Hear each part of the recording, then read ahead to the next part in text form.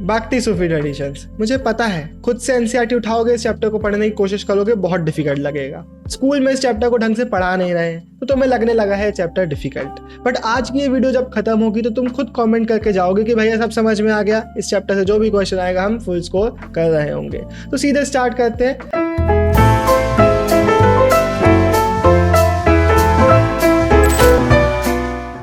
Video में आगे बढ़ने के पहले एक बहुत इंपॉर्टेंट बात, हमारे CUET के बैचेस लॉन्च हो चुके हैं जिनमें आपको मिलेगी top notch premium quality, plus आपको मिलेंगे बहुत सारे रिसोर्सेज, प्लस बहुत सारे MCQs, प्लस हमारे प्रीमियम ग्रुप्स, और वो भी बहुत ज़्यादा अफोर्डेबल रेट्स पे और बहुत सारे सब्जेक्ट्स में। तो किस चीज़ का है तुमको इंतज़ार? जाओ, हमारे डिस्क्रिप्शन में लिंक मिलेगा हमारे वेबसाइट का, या फिर एप्लीकेशन का यूज़ कर सकते हो और वहाँ से एनरोल कर सकते हो हमारे most premium yet affordable CUET batches में। तो हम मिलते हैं लाइव और हम फोड़ेंगे अब CUET को। Let's begin. 2 processes at work. अब हम बात कर रहे हैं 6th सेंचुरी ऑनवर्ड्स की। पहले के चैप्टर में हमने BC तक की बात करी थी, अब हम और काफ़ी साल आगे आ चुके हैं, 6th सेंचुरी CE में आ चुके हैं। और उसके बाद इंडियन सबकॉन्टिनेंट में हमें कुछ मेजर चेंजेस देखने को मिल रहे हैं। हमें क्या देखने को मिल रहा है? सबसे पहले 2 प्रोसेसेस हैं, जो 2 एक्टिविटीज़ हैं जो हमारे इंडियन सबकॉन्टिनेंट में बहुत एविडेंटली हो रही हैं। पहली, ब्राह्मण्स अपने आइडियाज़ को डिसेमिनेट करने की कोशिश कर रहे हैं। पहले क्या करते थे कि वेद से हम पढ़ेंगे, हम अपने लिए टेक्स्ट लिखेंगे। अब क्या कर रहे हैं, सिंपल संस्कृत में पुराण वगैरह लिख रहे हैं, और इनका एक्सेस सिर्फ ब्राह्मण्स और क्षत्रिय को नहीं बल्कि शूद्रा को भी दिया जा रहा है, विमेन को भी दिया जा रहा है। बेसिकली अपने आइडियाज़ को प्रमोट करने की ये लोग कोशिश अब कर रहे हैं।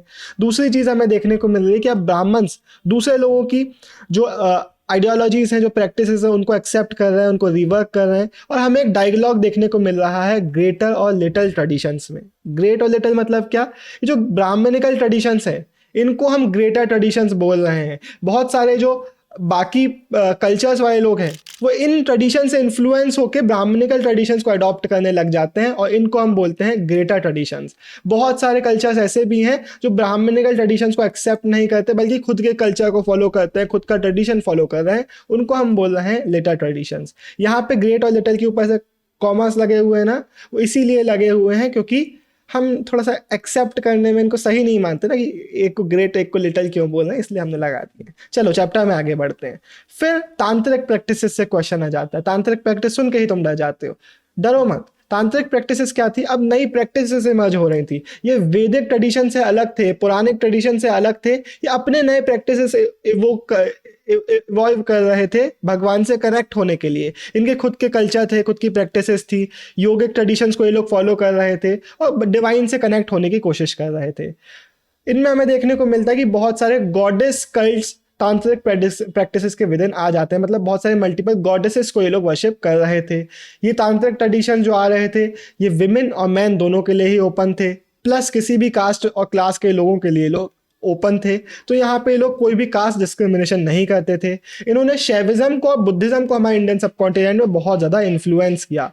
प्लस हमें देखने को मिलता है इन्होंने वेद की जो अथॉरिटी थी उसको चैलेंज किया। इन्होंने क्या किया, हम वेद में जो लिखा है उसको नहीं मानेंगे, हम खुद की प्रैक्टिसेस बनाएंगे, खुद के ट्रेडिशंस फॉलो करेंगे। तो क्लियर यहाँ पे हमें एक ऑपोजिशन देखने को मिल जाता है और एक कॉन्फ्लिक्ट देखने को मिलता है। जो वैदिक ट्रेडिशन वाले लोग थे वो इन लोगों की बुराई करते थे और ये लोग वेदास के अगेंस्ट जाते थे। इंडियन सबकॉन्टिनेंट में जो नए भक्ति ट्रेडिशंस इस चैप्टर में हम पढ़ने वाले हैं, हमें वहाँ पे 2 कैटेगरीज देखने को मिलती हैं, एक सगुण और एक निर्गुण। तो ये कौन सी हो गई? हमारी सगुण भक्ति मेनली हो गई। जितने भी हमारे वैदिक ट्रेडिशन और ये सारे ट्रेडिशंस आएंगे हिंदुइज्म वाले, उनको हम बोलेंगे सगुण ट्रेडिशंस। क्योंकि यहाँ पे हमें क्या देखने को मिलता है, गॉड विथ एट्रीब्यूट्स, मतलब हमें गॉड के फीचर्स बताए जाते हैं, उनका शेप बताया जाता है, आइडल वर्शिपिंग की जाती है, तो इनको हम बोलेंगे सगुण भक्ति। वैसे ये जो तांत्रिक प्रैक्टिसेस हो गए, वैष्णविज्म हो गए, शैविज्म हो गए, और बहुत सारे अलग अलग कल्ट्स की हम बात कर रहे हैं इस चैप्टर में। पहले हमने थोड़ी बहुत बात करी है, इसको हम पहले अलग अलग देख रहे होते थे और ये अलग अलग कल्ट्स की तरह चालू हुए थे, लेकिन आज की डेट में जब हम पीछे मुड़ के देखते हैं तो सबको हम हिंदुइज्म में ऐड कर देते हैं। फिर निर्गुण भक्ति मतलब गॉड विदाउट एट्रीब्यूट, की किसी का गॉड का कोई शेप नहीं है, कोई साइज नहीं है, कोई फीचर नहीं है, विदाउट एट्रीब्यूट, निर्गुण भक्ति। अब हम बात कर लेते हैं मेन भक्ति मूवमेंट्स की जो हमारे इंडियन सबकॉन्टिनेंट में स्टार्ट हुए थे 6th सेंचुरी ऑनवर्ड्स हमें देखने को मिल जाते हैं। ये हैं हमारे अल्वाज और नयानार्स। अल्वाज में वी आता है, तो ये मैंने अपने बोर्ड्स में ऐसे ही याद किया था कि जिसमें वी आता है वो विष्णु जी के वर्शिपर, जिसमें नहीं आता है वो शिव जी के वर्शिपर। इसमें कंफ्यूज नहीं होना। इनका क्वेश्चन आएगा तो उसमें क्या लिखोगे, मेनली 3 मार्क का इसका क्वेश्चन आता है, तो उसमें सबसे पहले बता देना भाई कि अलवास है तो विष्णु जी के डिवोटीज हैं वरना शिव जी के डिवोटीज हैं। ये लोग क्या करते थे, एक जगह से दूसरी जगह ट्रैवल कर रहे होते थे और ट्रैवल करते हुए तमिल लैंग्वेज में अपने हिम्स वगैरह, अपने जो भजन वगैरह कंपोज करते थे अपने चीफ डाइटी के लिए, उनके लिए वो भजन वगैरह गा रहे होते थे। फिर जब ट्रैवल करते थे तो कई जगहों पे अपने कुछ श्राइन्स ये लोग बनवा रहे होते थे। कई श्राइन्स को ये लोग ऐसे देखने लगे थे कि भाई these are the abodes of our gods, abodes of our deities की, यहाँ पे हमारे मेन जो चीफ डाइटी है उनका घर है। अब ये लोग भी क्या कर रहे थे, जितने भी नए भक्ति ट्रेडिशंस चालू हुए ना, ये सब कास्ट सिस्टम के अगेंस्ट हमें देखने को मिल जाते हैं और ब्राह्मण्स के डोमिनेंस के अगेंस्ट हमें देखने को मिल जाते हैं। इन लोगों के बारे में हमें पता लगता है कि maybe they were trying to reform the system. कैसे पता चलता है, क्योंकि ये लोग क्या कर रहे थे, सारे कास्ट और क्लास के लोगों को एंट्री दे रहे थे, विमेन को एंट्री दे रहे थे, शूद्र को एंट्री दे रहे थे, मलिच को एंट्री दे रहे थे, जो कि ब्राह्मण्स अलाउ नहीं करते थे। तो they were basically trying to reform the system. हमें नलायरा दिव्य प्रबंधम देखने को मिलता है, टेक्स्ट है, एक एंथ्रोपोलॉजी है अल्वार्स की, जिसको बोला जाता है तमिल वेदा। बेसिकली वेद के ऑपोजिशन में इन्होंने अपना टेक्स्ट बनाया है, जिसको इन्होंने बोल दिया कि भाई तमिल जितना इंपॉर्टेंट वेद है उतना इंपॉर्टेंट हमारा नलायरा दिव्य प्रबंधम भी है। एंथ्रोपोलॉजी है मतलब क्या होता है, उसका मतलब होता है कि इनके जो अलग अलग भजन वगैरह थे, अलग अलग कॉम्पोजिशंस थे, उनका एक कंपाइलेशन है ये टेक्स्ट। अब हमें अंडल एक विमेन अलवा देखने को मिलती हैं और कराइकल अमयर एक शिव जी की डिवोटी, मतलब एक विमेन नयनार देखने को मिल जाती हैं। अब इससे क्या समझ में आता है कि लोग विमेन को भी एक्सेप्ट कर रहे थे और ये विमेन भी बहुत इंपॉर्टेंट है, इनका क्वेश्चन भी आ जाता है। ये विमेन एक पैट्रियार्कल सोसाइटी को, पैट्रियार्कल सोसाइटी के नॉर्म्स को चैलेंज करती है। क्यों? क्योंकि इन्होंने सोशल जो ऑब्लिगेशंस होते हैं विमेन के, उनको एक्सेप्ट नहीं किया। इन्होंने क्या बोला कि आप लोग जो विमेन के रूल बना रहे हो उसको हम नहीं मानेंगे, हम किसी ऑर्गेनाइजेशन को ज्वाइन नहीं करेंगे, हमें नन नहीं बनना, हम खुद से अपनी भक्ति करेंगे। तो ये हमें भक्ति ट्रेडिशन का एक मेन फीचर देखने को मिलता है कि इसमें बहुत सारे ऐसे लोग आ रहे थे जो खुद से अपनी स्टाइल में भक्ति कर रहे थे और इन दोनों ने ही कॉम्पोजिशंस लेके, और इनके कॉम्पोजिशन बहुत ज़्यादा इंपॉर्टेंट है इन भक्ति ट्रेडिशंस में। अब भक्ति ट्रेडिशंस के अगर हम हिम्स की बात करें, इन कॉम्पोजिशंस की बात करें, तो हमें एक इंटरेस्टिंग चीज़ ये देखने को मिलती है कि इसमें बुद्धिज्म और जैनिज्म को अपोज किया जा रहा था।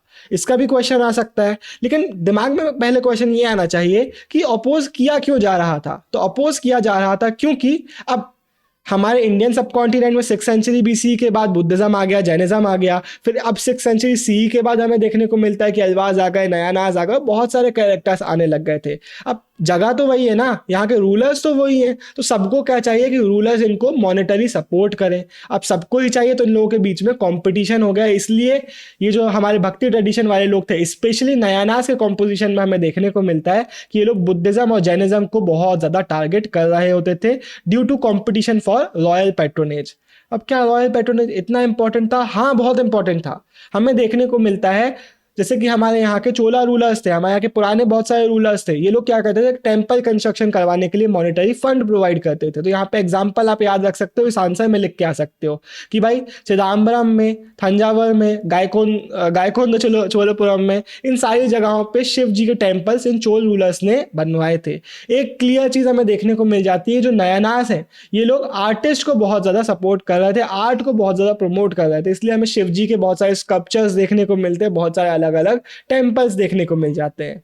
अब एक बहुत इंपॉर्टेंट मूवमेंट आता है, ये सीधा 8 मार्क के लिए आ सकता है, जो कि इनिशिएट किया था, जिसको लीड किया था हमारे एक बासवन्न नाम के व्यक्ति ने, जो कि कर्नाटका से थे। इन्होंने 12th सेंचुरी में ये अपना इनिशिएट किया। इनके फॉलोअर्स को बुलाया जाता था वीर शैवाज। शैवाज नाम से ही समझ में आ जाता है हीरोज ऑफ शिवा, ये MCQ में पूछा जा सकता है। इनको हम लिंगयाट्स भी बुला रहे होते थे, जिसका मीनिंग है वियरर्स ऑफ द लिंगा। ये लोग शिव जी की वर्शिप करते थे इन हिज मैनिफेस्टेशन ऑफ लिंग फॉर्म, मतलब शिवलिंग फॉर्म को ये लोग वर्शिप कर रहे होते थे। शिवलिंग ये लोग वियर भी करते थे। ये चीज़ लिख के आना कि मैन जो होते थे वो लोग क्या करते थे, एक स्मॉल शिवलिंग सिल्वर केस में रखते थे, अपने लेफ्ट शोल्डर से बांध के उसको वेयर कर रहे होते थे। अब इन लोगों ने भी हमारे जो ब्राह्मण्स का नॉर्म्स थे उनको बहुत ज़्यादा चैलेंज किया। इन्होंने क्या बोला कि नहीं नहीं, आपका जो रीबर्थ का कॉन्सेप्ट है ये सही नहीं है। इनका कहना था कि डेथ के बाद जो डिवोटीज होते हैं वो शिव जी के साथ यूनाइट हो जाएंगे, तो रीबर्थ नहीं होगा। तो ये लोग क्या करते थे, बैरी करने की जगह अपने डेड बॉडीज को, सॉरी बर्न करने की जगह डेड बॉडीज को बैरी कर रहे होते थे। इन्होंने क्या चैलेंज किया, कास्ट सिस्टम का जो आइडिया था, कास्ट का आइडिया था, उसको चैलेंज किया। पॉल्यूशन के नोशन को भी इन्होंने चैलेंज किया और इन्होंने रीबर्थ की थ्योरी को क्वेश्चन किया। लिंगायत्स ने कुछ ऐसी प्रैक्टिसेस भी प्रमोट करी जो ब्राह्मण्स अपोज कर रहे होते थे। इन्होंने बोला पोस्ट प्यूबर्टी मैरिज, मतलब अर्ली मैरिज नहीं करो, थोड़ा लेट मैरिज करो। विडोज की रीमैरिज को इन्होंने परमिट कराया। तो ये पूरा 8 मार्क के लिए लिखने को आएगा, 8 से ज़्यादा पॉइंट हमें देखने को मिल गए, तो लिख के आ जाइएगा। एक सोर्स याद रख लो कि किस सोर्स के थ्रू हमें पता चलता है इस मूवमेंट के बारे में, इन लोगों के बारे में। तो इनके जो प्रीचर्स होते थे, उनके जो वचन्स होते थे, उनको कंपोज किया गया है। उनके जो वो लोग जो बोल रहे होते थे उसको बाद में लिख दिया गया कन्नड़ लैंग्वेज में, जिसके बारे में हमें, जिसके थ्रू हमें इनके बारे में पता चलता है। अब ये सारी चीज़ें जो हमने पढ़ी है ना, कर्नाटका तमिल रीजन में, ये तो हमारा साउथ इंडिया हो गया। नॉर्दर्न इंडिया में क्या चल रहा है, नीचे तो इस बार जो नया अनाज आ गया, पर क्या इनका इन्फ्लुएंस हमें ऊपर देखने को मिल रहा है? इनिशियली नहीं, हमें देखने को मिलता है कि ऊपर साइड नॉर्दर्न रीजन्स में ना राजपूत रूलर्स रूल कर रहे थे, और जो राजपूत रूलर्स थे उनके अंडर में ब्राह्मण सबसे ज़्यादा इन्फ्लुएंस में थे, और ब्राह्मण ही मेन जगहों पे पावर होल्ड कर रहे थे। अब ऐसा नहीं था कि नॉर्थ इंडिया में कोई और आया ही नहीं, नॉर्थ इंडिया में भी बहुत सारे अलग अलग कैरेक्टर्स आ रहे थे, लेकिन सबसे ज़्यादा पावरफुल ब्राह्मण ही थे। तो ये चीज़ हमें नॉर्थ इंडिया के बारे में देखने को मिल जाती है। अब हम बात कर लेते हैं इस्लामिक ट्रेडिशंस के बारे में, बहुत इंपॉर्टेंट है। इस्लाम का हमारे इंडियन सब कॉन्टिनेंट में इन्फ्लुएंस बढ़ना चालू होता है 7th सेंचुरी के बाद से। 711 में क्या होता है, मोहम्मद कसीम सिंध रीजन को कॉन्क्वर कर लेते हैं। अब सिंध रीजन में मतलब हमारे पाकिस्तान रीजन में ये लोग आ चुके हैं, तब तो धीरे धीरे इन लोग का इंडियन पूरे सब कॉन्टिनेंट में इन्फ्लुएंस बढ़ना चालू होता है। 13th सेंचुरी में क्या होता है, टर्क्स और अफगान्स ने दिल्ली सल्तनत फॉर्म किया। फिर इसके बाद अलग अलग जगहों पे सल्तनत फॉर्म होना चालू हुए। हमें देखने को मिलता है कि डेक्कन सल्तनत बने, बाकी जगहों पे सल्तनत फॉर्मेशन हुआ। सल्तनत फॉर्मेशन मतलब कि अब ये जो इस्लामिक प्रैक्टिसेस को फॉलो करने वाले जो सुल्तान्स थे, अब ये इन जगहों पे रूल पे आ रहे थे। इसके बाद बहुत इंपॉर्टेंट डेट है 16th सेंचुरी। इसके बाद क्या हुआ, हमारे मुगल एम्पायर का जन्म होता है। मुगल एम्पायर हमारे पावर में आ जाता है, बहुत इंपॉर्टेंट एम्पायर है। तो अब क्या हो चुका है, बहुत सारी जगहों पे मुगल रूलर्स पावर में आ चुके हैं। तो हम देख लेते हैं कि मुस्लिम रूलर्स के क्या कैरेक्टरिस्टिक्स हैं, क्या क्या चीज़ें इनके रेन में हमें देखने को मिल जाती हैं। सबसे पहले क्या बोला जाता है कि जो मुस्लिम रूलर्स हैं दे आर गाइडेड बाय उलामा। बेसिकली इस्लामिक स्कॉलर्स हैं, और बोला जाता है कि जैसे हमारे राजपूत के बारे में हमने देखा कि ब्राह्मण से लोग पूछते थे कि भाई क्या करना है, कैसे करना है, ब्राह्मण से इन्फ्लुएंस करते थे राजपूत रूलर्स को। तो यहाँ पे हमें देखने को मिलता है कि मुस्लिम रूलर्स को ये उल्म बोलते हैं, इसका प्रोनाउंसिएशन शायद सही उल्म है। ये लोग इनको इन्फ्लुएंस कर रहे होते थे। ये लोग रूल करते थे अकॉर्डिंग टू शरिया। शरिया बेसिकली इस्लामिक लॉ, जिसके बारे में ये उल्म इन रूलर्स को बताते थे कि भाई ऐसे ऐसे आपको रूल करना पड़ेगा। अब यहाँ पे हमें 2 बहुत इंपॉर्टेंट टर्म देखने को मिलते हैं, ये आप अपने आंसर में भी मेंशन करेंगे अगर आता है इस टॉपिक से, और एमसीक्यू में भी आ सकता है। जिम्मी मतलब प्रोटेक्टेड, यानी कि मान लेते हैं अभी हमारे यहाँ इंडियन सब कॉन्टिनेंट में कोई मुस्लिम रूलर आ जाए, तो मैं तो मुस्लिम नहीं हूँ, तो मुझे जिम्मी की कैटेगरी में रखा जाएगा कि मैं नॉन मुस्लिम हूँ, लेकिन मुझे जो रूलर है वो प्रोटेक्शन प्रोवाइड कर रहा है। लेकिन उस प्रोटेक्शन के बदले में एक चार्ज भी वो लोग लेते थे, जिस टैक्स का नाम था जिज़्या।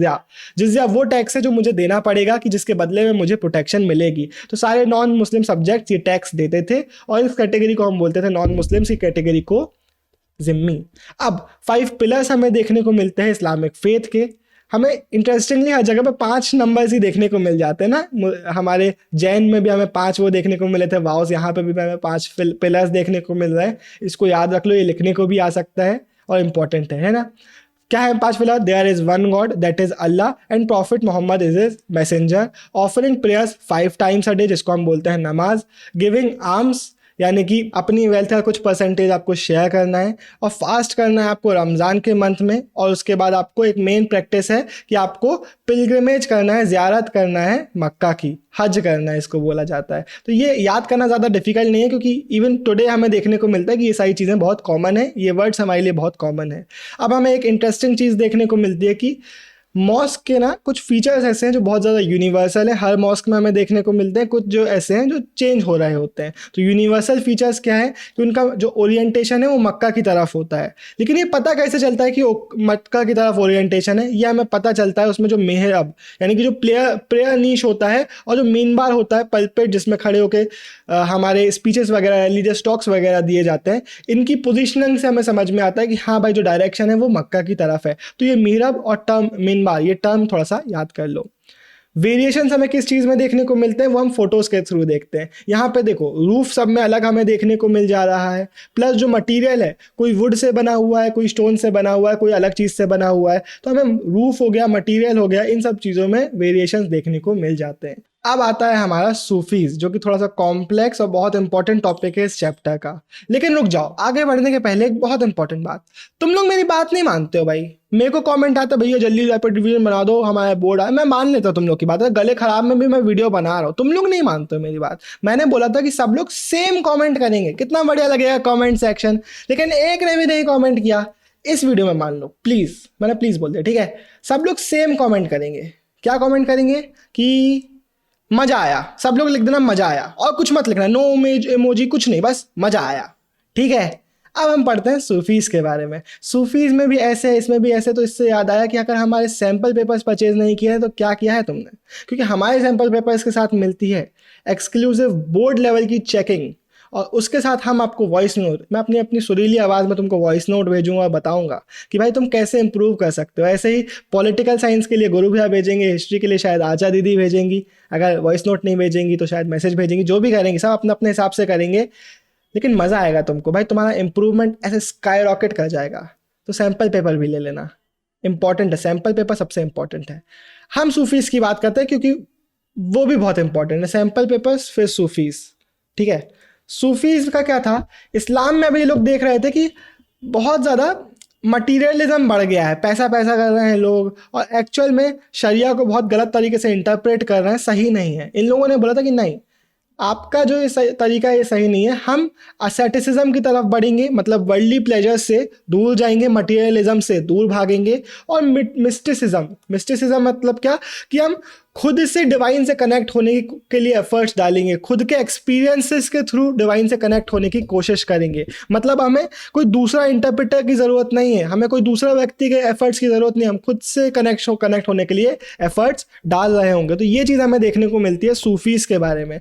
सूफीज़ के जितने भी हम सेंट्स की बात करेंगे उनका एक इंपॉर्टेंट फीचर ये है कि ये लोग काफ़ी ज़्यादा असैटिसिज्म को फॉलो कर रहे थे, काफ़ी ज़्यादा वर्ल्डली प्लेजर से दूर जाने की कोशिश कर रहे थे। तो धीरे धीरे इनकी इन्फ्लुएंस सोसाइटी में बढ़ने लगा, ये पावर में बहुत ज़्यादा आने लगे। 11वीं सेंचुरी तक हमें क्या देखने को मिलता है कि अब इन लोगों ने खुद की लिटरेचर बना ली थी, शरिया को ये लोग खुद से एक्सप्लेन कर रहे थे अपने तरीके से। फिर जैसे कि हमें हर प्रैक्टिस के साथ देखने को मिलता है कि ये लोग खुद को ऑर्गेनाइज करने की कोशिश करते हैं, तो इन्होंने खुद को ऑर्गेनाइज किया खानकाज में, या फिर हम बोल सकते हैं हॉस्पाइसेस में। ये खानकाज बेसिकली इंस्टीट्यूशंस थे जहाँ पे रिलीजियस माइंडेड लोग रह रहे होते थे। इनके जो हेड होते थे, हमारे खानका के हेड, उनको शेख बुलाया जाता था, पीर बुलाया जाता था, या फिर मुर्शीद बुलाया जाता था। इनका one of the most important एक काम ये था कि पहले तो अपनी एक्टिविटीज़ को कंट्रोल कर रहे होते थे, प्लस ये लोग अपने डिसाइपल्स को इनरोल कर रहे होते थे इन खानकाज में, और एक सक्सेसर भी अपॉइंट कर रहे होते थे कि मेरी डेथ के बाद अब तुम सक्सेसर बनोगे। सूफी सिलसिला मतलब क्या होता है? एक चेन। अब जैसे कि मैं हेड हूँ, मान लो मैंने एक अपना डिसाइपल अपॉइंट किया, उसने एक डिसाइपल अपॉइंट किया, तो एक चेन चल रही है कि मेरी जो टीचिंग्स है वो इस पे गई, इसकी टीचिंग्स आगे जाएगी। तो ये लोग बोलते हैं कि प्रॉफिट मोहम्मद जो कि परफेक्ट ह्यूमन बीइंग थे, उनसे चलती हुई एक चेन चली आ रही है जिसको हम बोलते हैं सूफी सिलसिला। अब शेख की डेथ अगर हो जाती है तो यहाँ पे ज़ियारत की इंपॉर्टेंस बहुत ज़्यादा है। मतलब उनकी जो टूम श्राइन है, उनकी जो दरगाह है, उस पर लोग विजिट करेंगे, क्योंकि ये माना जाता था कि डेथ के बाद इनकी पावर्स और ज़्यादा बढ़ जा रही होती थी। तो ज़ियारत टर्म याद रखना, इसको बिल्कुल मत भूलना। ज़ियारत मतलब पिलग्रिमेज इनकी ग्रेव के ऊपर। जिक्र और समा, ये दो टर्म भी आपको अपने आंसर में मेंशन करने होंगे, क्योंकि सूफीज़ इनकी भी प्रैक्टिस को बहुत ज़्यादा इंपॉर्टेंस दे रहे थे। जिक्र मतलब कि भगवान अल्लाह के नाम को बार बार रिमेंबर करना, और समा मतलब अब सूफीज लोग क्या करते हैं ना कि म्यूजिशियंस को हायर करते हैं जिनको बोला जाता है कव्वाल्स, और कव्वाल्स का काम होता है अगेन जिक्र करना और अपने कॉम्पोजिशंस वगैरह गाना जिसको सारे लोग सुनेंगे, और बेसिकली इसको बोला जाता है, इस प्रैक्टिस को, इस सुनने की प्रैक्टिस को बोला जाता है समा करना, कि सब लोग बैठे हैं, कव्वाल्स गा रहे हैं और ये लोग सुन रहे हैं और भगवान का जो प्रेजेंस है उसको इवोक किया जा रहा है। मैं अल्लाह की जगह भगवान बोले तो ठीक है, समझ रहे हो ना, अल्लाह की प्रेजेंस को इवोक किया जा रहा है। वाली एक इंपॉर्टेंट टर्म है, अगेन ये एमसीक्यू में आ सकता है। वाली एक टर्म है उस सूफी के लिए जिसको बोला जा रहा है कि बहुत ज़्यादा अल्लाह के वो क्लोज हो चुका है और अपनी क्लोजनेस के थ्रू ये लोग अल्लाह की तरफ से लोगों को ब्लेसिंग्स प्रोवाइड करा सकते हैं। इसी के लिए प्लूरल टर्म है औलिया। अब दो टर्म आते हैं, बेशरिया और बाशरिया। बेशरिया मतलब होता है वो सूफीज जो शरिया को डिफाई कर रहे हैं, उसको नहीं मान रहे हैं, और बाशरिया मतलब वो सूफीज जो शरिया को मानते हुए शरिया पे कंप्लाई कर रहे हैं। तो ये दो वेरिएशन हमें देखने को मिल जाते हैं। अगर सूफी का क्वेश्चन आएगा तो ये भी मेंशन कर देना। तो कितनी सारी डिटेल हमने पढ़ ली है ना, बेसिकली एक 8 मार्क का क्वेश्चन हमने पूरा प्रिपेयर कर लिया। अगर इस टॉपिक से तो सारी डिटेल आप लिख रहे होगे। अब एक क्वेश्चन कभी कभार चिश्तीज से आ जाता है। चिश्तीज कौन थे? ये वो सूफीज थे जो सबसे ज्यादा इन्फ्लुएंशियल हमें देखने को मिल रहे थे। अब ये सूफी और वो सूफी क्या होता है, हमें इस्लाम में भी देखने को मिलता है कि भाई इस्लाम एक है लेकिन उसके अंदर वेरिएशंस बहुत सारे हैं। हिंदुइज्म एक है लेकिन उसके अंदर वेरिएशंस बहुत सारे हैं। वैसे ही सूफीज्म में भी हमें वेरिएशंस देखने को मिल जाते हैं, अलग अलग सेक्ट हमें देखने को मिल जाते हैं। उनमें से एक था चिश्तीज जो कि सबसे ज़्यादा इन्फ्लुएंशियल थे इंडियन सब कॉन्टिनेंट में। इन्फ्लुएंशियल क्यों थे अगर लिखने को आएगा तो मेंशन करना। ये लोग हमारे इंडियन लैंग्वेजेस को बोलने लग गए थे। इनके कई बार सूफी सेंट्स जो होते थे चिश्तीज के, वो हिंदवी में बातें कर रहे होते थे, हिंदवी में अपने कॉम्पोजिशंस कर रहे होते थे, इंडियन लैंग्वेजेस का यूज़ कर रहे होते थे। ये हमें देखने को मिलता है। प्लस मल्टीपल सॉन्ग्स वगैरह भी ये लोग कंपोज कर रहे थे जिनके कारण इनकी पॉपुलैरिटी बहुत ज़्यादा बढ़ रही थी। शेख निज़ामुद्दीन औलिया हो गए हमारे, ख्वाजा मोइनुद्दीन हो गए, ये कुछ चिश्ती सेंट्स थे जो कि बहुत ज़्यादा पॉपुलर थे। निज़ामुद्दीन की जो हाउस स्पाइस थी वो हमारे 14th सेंचुरी का था, ये डेट याद रख लेना। ख्वाजा मोइनुद्दीन की दरगाह जो है ये बहुत ज़्यादा इंपॉर्टेंट है क्योंकि इस जगह पे बहुत सारे इंपॉर्टेंट लोगों ने विजिट किया। कौन थे वो लोग जो यहाँ पे विजिट कर रहे थे? मोहम्मद बिन तुगलक हो गए, ये पहले रूलर थे, पहले सुल्तान थे जिन्होंने यहाँ पे विजिट किया। इसके बाद गियासुद्दीन खलजी यहाँ पे आए, इन्होंने यहाँ पे पैसा वगैरह प्रोवाइड किया। इसके बाद Akbar, one of the most important people जो यहाँ पे आए, ये यहाँ पे अपनी लाइफ टाइम में 14 टाइम्स आए। बेसिकली कुछ भी इनकी लाइफ में अच्छा हो जाता था, किसी जगह पे कॉन्क्वा कर लिया, कोई बेटा हो गया, कुछ बढ़िया हो गया, तो ये यहाँ पे एक विजिट मार लिया करते थे और हर एक विजिट में लिख के आना कि कुछ ना कुछ गिफ्ट भी वहाँ पे प्रोवाइड किया करते थे। एग्जाम्पल में लिख के आना कि यहाँ पे उन्होंने कुल्ड्रन प्रोवाइड किया था, एक कुल्ड्रन प्रोवाइड किया था खाना वगैरह बनाने के लिए। एक और चीज़ याद रखना, ये जो खानकाज वगैरह होते थे उनमें हमें एक चीज़ देखने को मिलती थी कि यहाँ पे फुतू चल रहा होता था, मतलब ओपन किचन चल रहा होता था और लोगों को ये लोग खाना वगैरह भी प्रोवाइड कर रहे होते थे। लेकिन ये भी लिख के आना, ये तो चीज़ हो गई कि भाई सुल्तान और हमें इन सूफी सेंट्स के रिलेशन अच्छे होते थे। लेकिन एक दूसरी चीज़ हमें देखने को मिलती है कि इनके बीच में कभी कभार कॉन्फ्लिक्ट भी हो जाते थे। क्यों होते थे? क्योंकि सूफीज भी चाहते थे और सुल्तान्स भी चाहते थे कि वो लोग सबसे ऊपर रहें पावर में। तो ये लोग क्या करते थे, हमें सुल्तान भी क्या टाइटल रखते थे, सुल्तान ऑफ सुल्तान्स, ऐसे टाइटल होल्ड कर रहे होते थे। और सूफीज भी कैसे होल्ड कर रहे होते थे, ऐसे ही बड़े बड़े हाई साउंडिंग टाइटल्स। तो इनके बीच में कई बार कॉन्फ्लिक्ट हो जाता था। सूफीज और सुल्तान अगर मिल रहा है तो बाउ डाउन कौन करेगा, कौन ज़्यादा ऊपर है, कौन झुकेगा सामने वाले के, ऐसे कॉन्फ्लिक्ट हमें देखने को मिल जाते हैं। अब इस चैप्टर के एक और चीज़ हो सकता है लिखने को आ जाए कि भाई इसके बारे में बताओ हमारे शेख निज़ामुद्दीन के खानका के बारे में। तो मैंने यहाँ पे मेंशन नहीं किया है लेकिन मैं ओरली बता रहा हूँ, इन चीज़ों को याद रख लेना। एक बेसिकली हमारा जो खानका था उसमें मल्टीपल हाउसेस थे, उसमें से रूफ में एक हाउसेस बोलो मल्टीपल रूम्स थे। उनमें से एक रूम में हमारे जो शेख हैं वो रहा करते थे।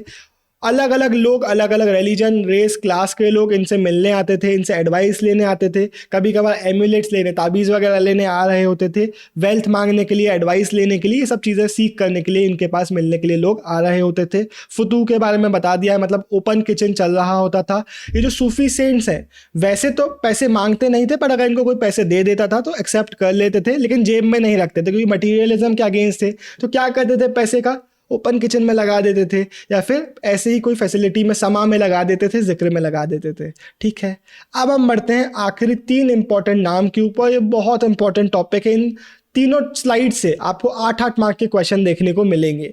सबसे पहले कबीर का नाम किसने नहीं सुना है, लेकिन डेट किसी को नहीं पता है, मतलब तो ज़्यादातर लोग भूल जाते हैं। 14th और 15th सेंचुरी का टाइम पीरियड है। हमें इनके बारे में पता कैसे चलता है, इनसे रिलेटेड हमें देखने को मिलता है कि कुछ वर्सेस हैं जो बोला जाता है कि कबीर साहब ने लिखे थे। तो इन वर्सेस के बारे में हम पढ़ते हैं, इनको स्टडी करते हैं और उसके थ्रू हम कबीर जी के बारे में पता लगाने की कोशिश करते हैं। अब इनके वर्सेस को प्रिजर्व करके कहाँ रखा गया है, इनके verses have been preserved in, ये क्वेश्चन बनता है, in 3 distinct but overlapping traditions. मतलब 3 अलग अलग ट्रेडिशंस हैं जिनमें इनके वर्सेस को प्रिजर्व करके रखा गया है। एक है कबीर बीजक, ये एक टेक्स्ट है जो कबीर पंथ सिक्योर करके रखता है। अब कबीर पंथ क्या है, कबीर जी के जो फॉलोअर्स थे उन्होंने एक ऑर्गेनाइजेशन बना लिया और उनका एक जो टेक्स्ट है, कंपाइलेशन है कबीर बीजक, जिसमें हमें कबीर जी के वर्सेस देखने को मिल जाते हैं।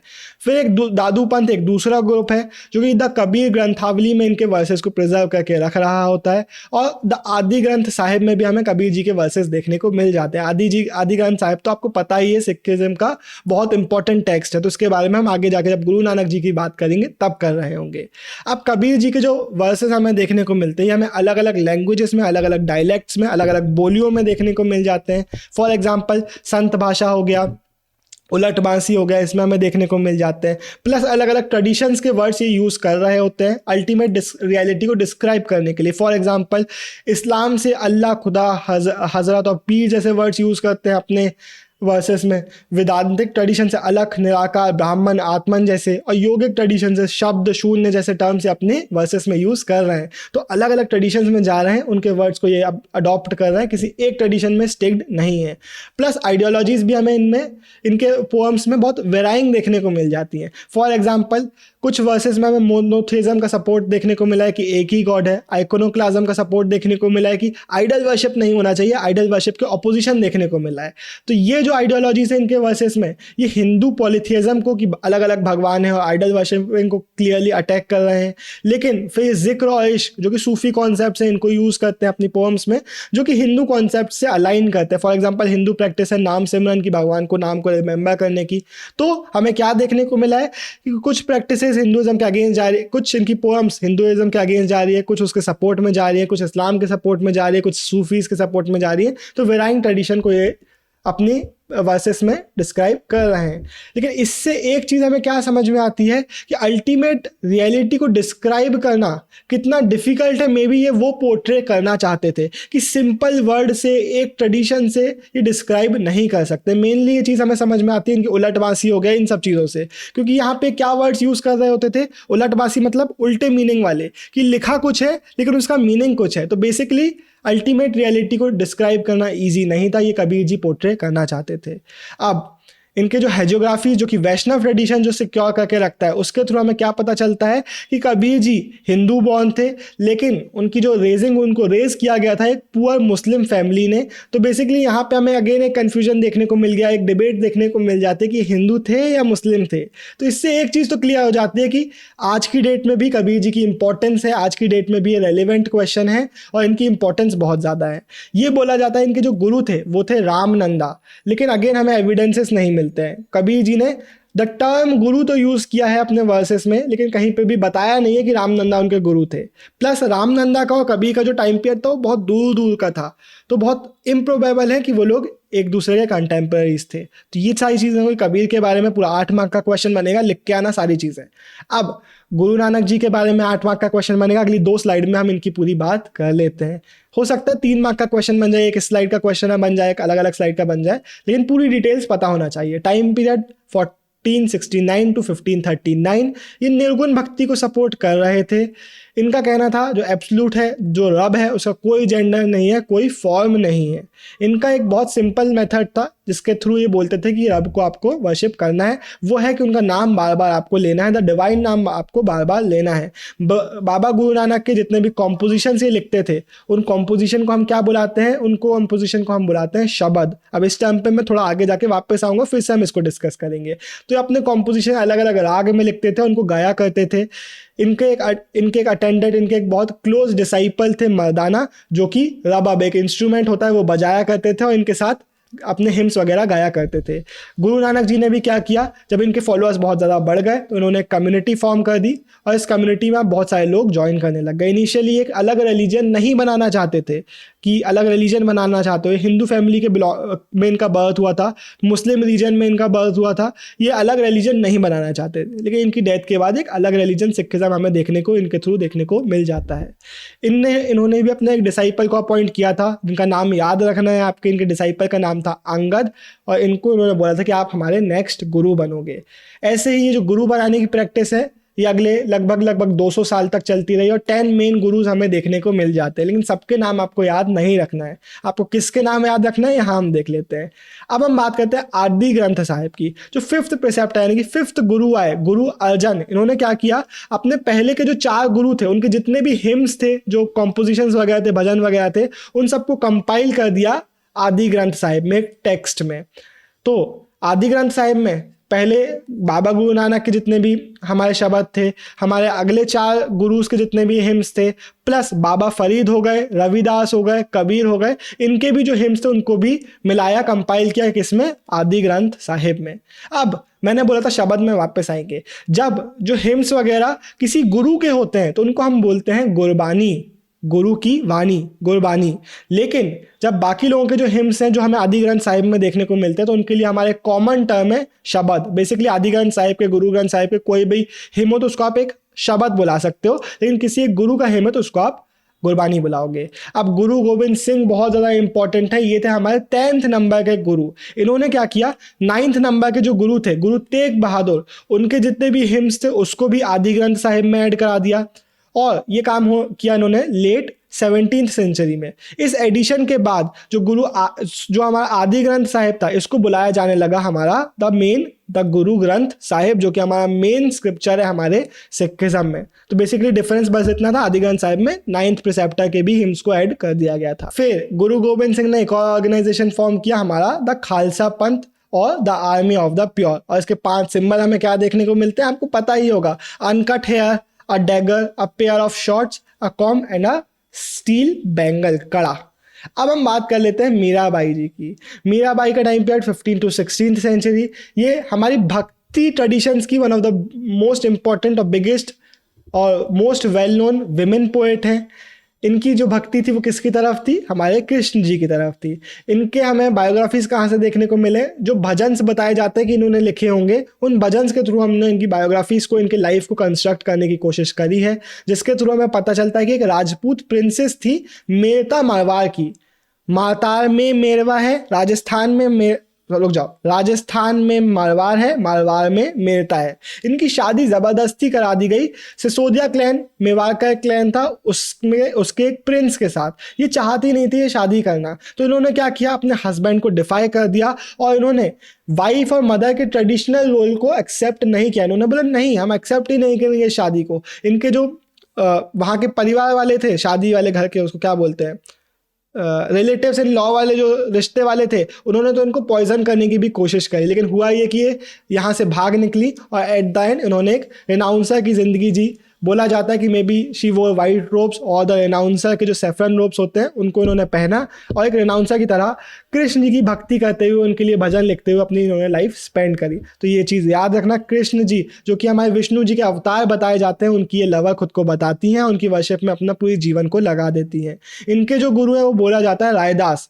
रायदास आपको याद होंगे, हमें आदि ग्रंथ साहिब में भी जो रविदास लिखे हैं ना, रविदास को ही रायदास बुलाया जाता है। तो आदि ग्रंथ साहिब में जिनकी मेंशनिंग है उन्हीं को बोला जाता है कि ये वो रायदास हैं जो कि हमारे मीराबाई जी के गुरु जी थे। ये एक लेदर वर्कर थे। अब इंटरेस्टिंग चीज़ ये है कि एक प्रिंसेस एक लेदर वर्कर से सीख रही है, तो इससे क्या समझ में आता है कि जो कास्ट नॉर्म्स उनको एक्सेप्ट नहीं करती थी, ये छूत अछूत में नहीं मानती थी, डिस्क्रिमिनेशन में नहीं मानती थी। तो एक बहुत इंपॉर्टेंट पॉइंट है, ये आपको लिखना पड़ेगा जब आप इनका क्वेश्चन पूछा जाएगा कि ये सोसाइटी के जो नॉर्म्स थे उनको डिफाई कर रही होती थी। बस चैप्टर इतना ही है। अब तुमसे लिखते आना चाहिए। अगर तुम टेस्ट करना चाहते हो, तुमसे लिखते आता है, बोर्ड में कितने मार्क्स मिलेंगे तुमको, तो सैम्पल पेपर परचेज कर लो। हमारे सेम बोर्ड लेवल का क्वेश्चन पेपर देखने को मिलेगा, सेम बोर्ड लेवल की कॉपी चेकिंग देखने को मिलेगी, प्लस हम आपको एनालिसिस कर रहे होंगे। सैम्पल पेपर परचेज कर लो, उसमें तुम्हें यही क्वेश्चन देखने को मिलेंगे 8 मार्क के लिए, 3 मार्क के लिए। बोर्ड का क्वेश्चन पेपर जो आएगा उसमें भी यही क्वेश्चंस देखने को मिलेंगे जो आज हमने पढ़े हैं, और इन्हीं को तुम्हें अच्छे से एक्सप्लेन करके बस आना है, अपने वर्ड जो तुमने सुना है आज उसको एक्सप्रेस करके आना है। बस ईजी है, चैप्टर बन जाएगा, करेंगे हम फुल स्कोर। Bye bye.